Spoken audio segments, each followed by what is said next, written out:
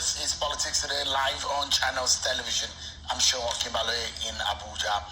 Let's begin by letting you know what really transpired between the presidency and Governor Samuel ORTOM of Benue State. So the governor has accused the presidency that the administration of President Muhammadu Buhari denied the people of Benue State any meaningful project in the last 8 years. He said, quote, "The Buhari government denied Benue State any meaningful project in the last 8 years, including the repair of federal government roads in the state, which are now death traps." Governor Samuel ORTOM also said that the president had failed to secure the people of the North Central state against perpetual killings by herdsmen because as Benue governor, he signed a law banning open grazing of livestock in the state in 2017. Meanwhile, the president, media aide, Garba Shehu, claimed that ORTOM ignored numerous intelligence reports passed to him for action. The presidential spokesperson also said that the governor rejected police findings into investigations that did not meet his, quote, egotistical worldview, even as he politicized every loss on his watch.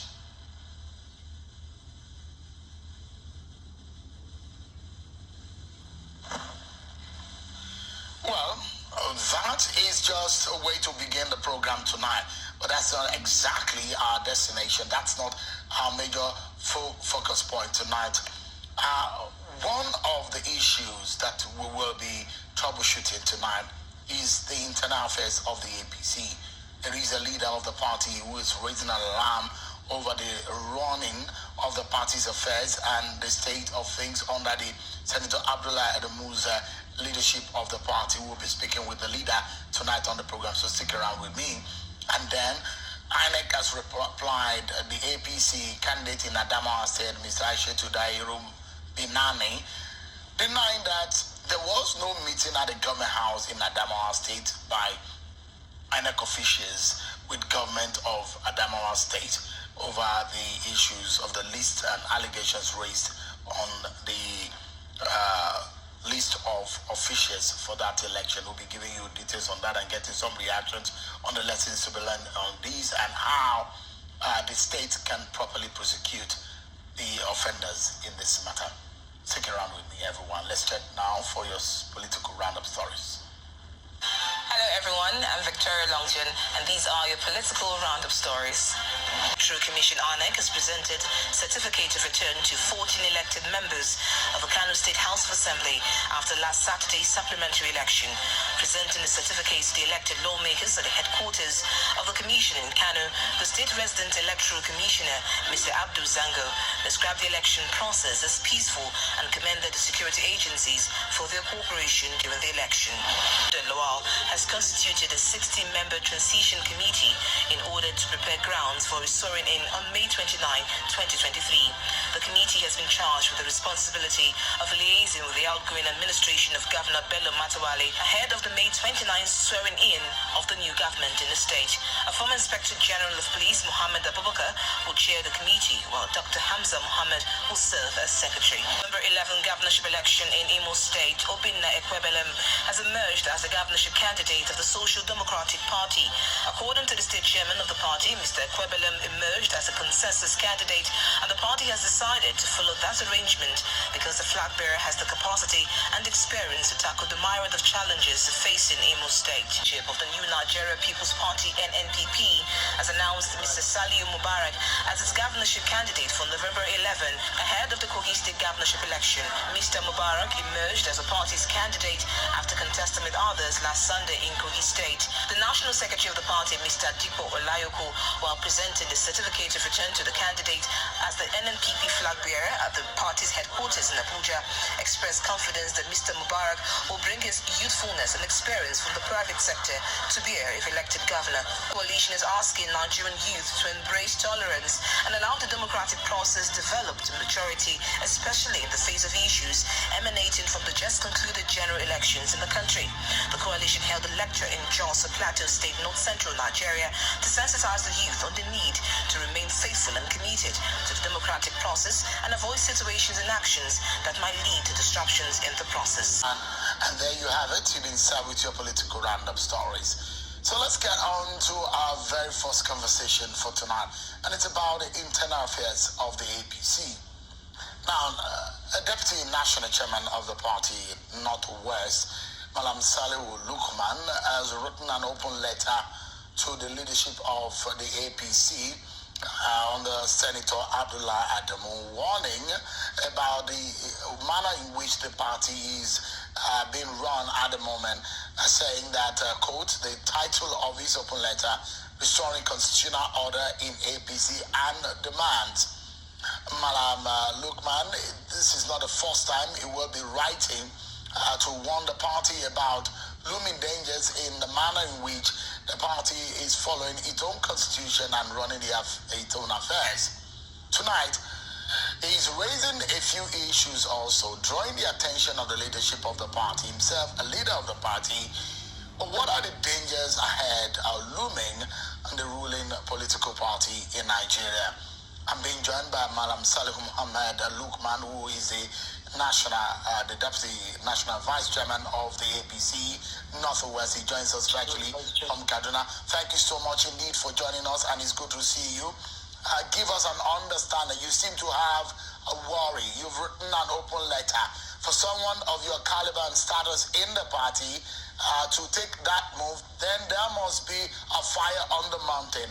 Does he need that the national chairman and the leadership of the party to be on the run or take cover? I really don't know whether there is fire on the mountain, but the concern is simple. There are constitutional provisions which set up structures and organs for the party and give directive in terms of the schedule of meetings for those organs. And it is expected that when those organs meet, any issue within the party can be tackled. Once you block those organs from meeting, then you reduce decisions within the party to the decision.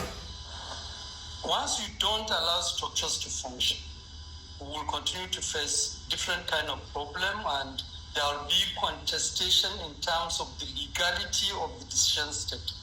Because one way or the other, once decisions are taken, it will favor some people, it will not favor others. If it is an individual that takes that decision, the people who feel unfavored can continue to fight. But once it is an organ that meets, it means that every view within the party is considered and decision is taken, and therefore it will be binding on everybody. Now, that is the issue. You raised quite a few issues. One pertaining into irregular meetings as stipulated by the constitution of your party, the issue of accountability, the issue of proactive leadership, the issue of reviewing the past events and incidences that have happened in the country for lessons to be learned in the party. These are issues that you have asked Senator Abdullah Adamu to respond to take them on, because you have also warned that these are constitutional provision which the party does not have a choice to dodge away from, but must address those issues. But when you wrote this open letter, has there been any response from the national chairman? Well, I can say straight away, I have not received any response yet. I am hoping I will get such a response. And I am very confident, like in the past, we can go through all this ordeal, but at the end of the day, we will sort ourselves. We are not contesting these issues to bring the party down. No. This is one party that I think has received a lot of blessings from party leaders and members, and has received a lot of blessings from Nigerians. And inability to respect those blessings and acknowledge that the expectation of Nigerians is that we represent the future of democracy in this country. We can't continue to take that for granted. We have to, democracy is about rule of law. The first law within a political party is the constitution of the party. And I tell you, Shemun, and I keep arguing this, as Nigerians, if we want to build this democracy, we must invest time, resources, and whatever we have in the development of the party.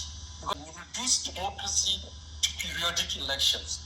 And periodic election will produce representatives. But if there is no party, or the party lack capacity to regulate the conduct of people who are elected, Nigerians will continue to have problems.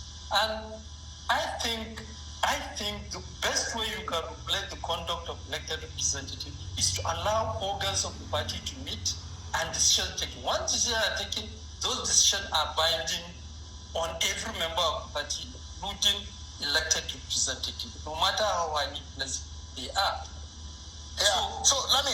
So just yet again, before I go into, you are able to answer the question whether or not Senator Abdullah Adamu has responded to this issue, and it is worrisome, isn't it, that you are a member of the NWC, and you perhaps have raised these issues a few times, but they're no yielding to your concern. Now, in that open letter, you feel a bit dismayed and somewhat overwhelmed by the ongoings in the party, and you use the word, you say you were scandalized and embarrassed by the situation of things, which in inference, if you look at what has happened and what you have described in this letter, it shows lack of capacity of leadership in your party. You have made reference to the fact that there are no regular meetings. Even the ratifications of policy decisions of the party, there are hardly moments when NWC members or leaders of the party are able to meet. Is this a poor leadership issue, or there is a challenge somewhere that a lot of people are not aware of? I think I will put it this way, we are all part of the problem, because, for instance, when the Constitution stipulates that National Executive Council should meet every quarter, for instance, and 3 months pass, no meeting held, and nobody is asking questions.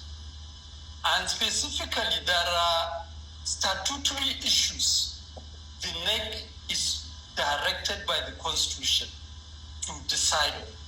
Some of those include, for instance, there should be a national budget. There should be quarterly report of activities. There should be quarterly report of finances covering income and expenditure. A number of these things are supposed to be decided, approved by NEC. Now, when a NEC doesn't take place, somebody take decision on a number of